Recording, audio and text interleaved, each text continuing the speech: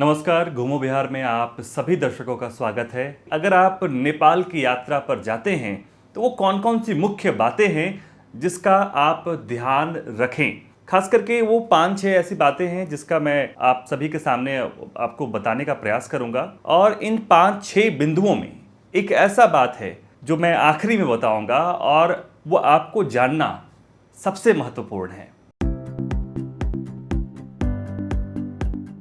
पहली बात अगर करते हैं कि अगर आप नेपाल जा रहे हैं तो आपके साथ डॉक्यूमेंट के रूप में क्या होना चाहिए। बहुत लोग क्या करते हैं कि डॉक्यूमेंट सॉफ्ट कॉपी में रखते हैं, लेकिन मैं आपको बहुत ही ऑनेस्ट सलाह दूंगा कि आप आधार कार्ड रखें और वो फिजिकल फॉर्म में हो, आपके लिए बेनिफिशियल होगा। कहीं भी मांगा जाए आप उसे दिखाएं और आसानी से पूरा नेपाल घूमें। मैं अगर दूसरी बात की बात करूं तो जैसे ही आप बॉर्डर पे जाते हैं तो वहां पर दो चीज़ें होती हैं। बॉर्डर पे पहुंचने के बाद आप अगर अपनी गाड़ी से जा रहे हैं तो इमिग्रेशन जो ऑफिस है वहां पर भंसार बनाया जाता है। भंसार का मतलब ये है कि आप कितने दिनों के लिए नेपाल घूमने जा रहे हैं और उसके हिसाब से एक अमाउंट आपको पे करना होता है और उसका प्रॉपर डॉक्यूमेंट बनाए जाते हैं। और कहीं ना कहीं वह आपके पास लाइसेंस होता है उन दिनों में घूमने के लिए नेपाल में, वो एक बहुत ही इंपॉर्टेंट डॉक्यूमेंट है। 75% लोग ऐसे होते हैं कि भंसार बनाने के बाद वो दूसरा डॉक्यूमेंट जो बहुत ही इंपॉर्टेंट है, रोड टैक्स की मैं बात कर रहा हूँ, वो बनाना भूल जाते हैं। अभी कुछ दिन पहले की बात मैं करूँ तो एक नया नियम लागू किया गया है कि अगर आप इंडिया से ट्रैवल कर रहे हैं तो आप ऑनलाइन भी भंसार के लिए अप्लाई कर सकते हैं। अगर आप ऑनलाइन भंसार के लिए अप्लाई करते हैं तो आपको लाइन में लगना पड़ेगा, लेकिन कम समय में आपका काम पूरा हो जाएगा। मैं तीसरी बात कर लूं जो बहुत ही महत्वपूर्ण और ज़रूरी है। पूरे नेपाल में जब आप ट्रैवल करते हैं तो ट्रैफिक रूल्स का पालन करना बहुत ही ज़रूरी हो जाता है। वहाँ पर अपने लेन में ड्राइव करना बहुत ही कंपलसरी है, ट्रैफिक रूल को फॉलो करना बहुत ही कंपलसरी है। ऐसे आप इंडिया में भी फॉलो करते हैं, हम सब जगह फॉलो करते हैं, लेकिन हमें ध्यान रखने की ज़रूरत है, खास करके विशेष करके ध्यान रखने की ज़रूरत है कि हम दूसरे देश में हैं तो वहाँ के नियमों का पालन जरूर हो। आप ट्रैफिक सिग्नल्स को जरूर देखें, ज़ेब्रा क्रॉसिंग पे जरूर रुकें, साथ ही साथ वहाँ पर जो ट्रैफिक पुलिस हैं उनके साइंस और सिग्नल्स को जरूर समझें।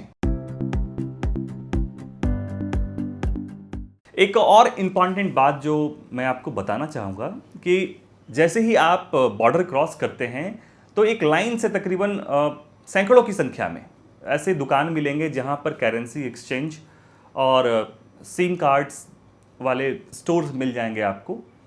वहाँ पर दो सिम चलता है, एक एनसेल जो काफ़ी पॉपुलर है और एक सरकारी सिम है NTC करके, वो चलता है। लेकिन अगर आप एनसेल लेते हैं तो सस्ता भी पड़ेगा और अगर आप काठमांडू और पोखरा जैसे जगहों पे जा रहे हैं तो उन जगहों के लिए काफ़ी है वो। अगर आप ट्रैकिंग और हाइकिंग के लिए जा रहे हैं तो वहाँ पर आपको सरकारी सिम, जैसे भारत में BSNL है वैसे ही वहाँ पर NTC है, तो आप उसको भी ले सकते हैं। आपको ध्यान रखने वाली बात यह है कि जो एनसेल है अगर आप 5-6-7 दिनों के लिए जा रहे हैं तो उसका कीमत काफ़ी मिनिमम है, तो आप बार्गेन करके ही ले, क्योंकि वहाँ सिम में भी काफ़ी ज़्यादा कमीशन लेने की बात देखी गई है, तो आप उसका भी ध्यान रखें। जैसे ही आप बॉर्डर क्रॉस करेंगे तो वहाँ पर करेंसी एक्सचेंज की कई दुकानें हैं, तो बहुत चिंतित नहीं होना। अगर मान लीजिए कि आपके पास टाइम नहीं है तो अगर करेंसी एक्सचेंज नहीं कर पाते हैं तो बहुत चिंता नहीं करना है। UPI सिस्टम जो भारत में है नेपाल में भी लागू है। आप नेपाल के अगर बड़े दुकानों में जा रहे हैं, अगर कहीं भी आप जा रहे हैं तो लगभग दुकानों में आप देखेंगे कि वहाँ पर भी UPI एक्सेप्ट किया जाता है, तो आप UPI के माध्यम से वहाँ पर पेमेंट कर सकते हैं। एक बहुत ज़रूरी बात है जो हम सबों को समझना चाहिए, हर जगह इसकी आवश्यकता है, लेकिन विशेष करके अगर आप विदेश में हैं, अगर आप अपने देश से कहीं बाहर हैं तो स्वच्छता का ख्याल बहुत ज़रूरी हो जाता है। अभी हाल फिलहाल में देखा गया है कि जो भारतीय पर्यटक हैं जो नेपाल विज़िट कर रहे हैं वो पार्किंग एरिया में खाना बना रहे हैं, पार्किंग एरिया में अपने कपड़े सुखा रहे हैं, खुले में स्नान कर रहे हैं, ओपन डेफिकेशन कर रहे हैं, खुले में शौच तक कर रहे हैं, क्योंकि वो प्राकृतिक से परिपूर्ण जगह है, प्राकृतिक संपदा से परिपूर्ण जगह है, खूबसूरत जगह है, तो उनकी खूबसूरती को बनाए रखने में हमारा भी योगदान होना चाहिए। वहाँ का सुंदरता बना रहे, ये हमारी जिम्मेदारी होनी चाहिए, हमारी जवाबदेही होनी चाहिए। अब बहुत अच्छा नहीं लगता है जब वहाँ पर पुलिस आपको इन चीज़ों के लिए टोकेगी। वहाँ की आम जनता अपने वीडियोज़ में इन बातों का जिक्र करता है कि भारतीय पर्यटक आकर ऐसा गंदा करते हैं, इस तरीके से गंदगी फैलाते हैं, इस तरीके से रहते हैं। तो हमें इन चीज़ों से सावधान रहना चाहिए, बचना चाहिए। जो मैंने आपको वीडियो की शुरुआत में कहा था कि एक ऐसी बात जो मैं आपको बताऊंगा जिसे ध्यान रखने की बहुत ज़्यादा आवश्यकता है। नेपाल में हाल फिलहाल के दिनों में देखा जा रहा है कि कुछ गैंग्स एक्टिव हो गए हैं, खास करके वो यूथ्स का गैंग है।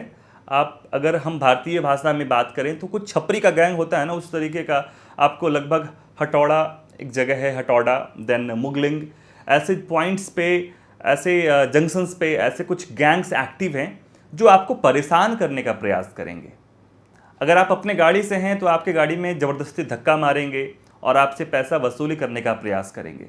तो ऐसे केसेस में आपको मैं एक सलाह देना चाहूँगा कि आप कुछ ना करें, तुरंत पुलिस से संपर्क करें।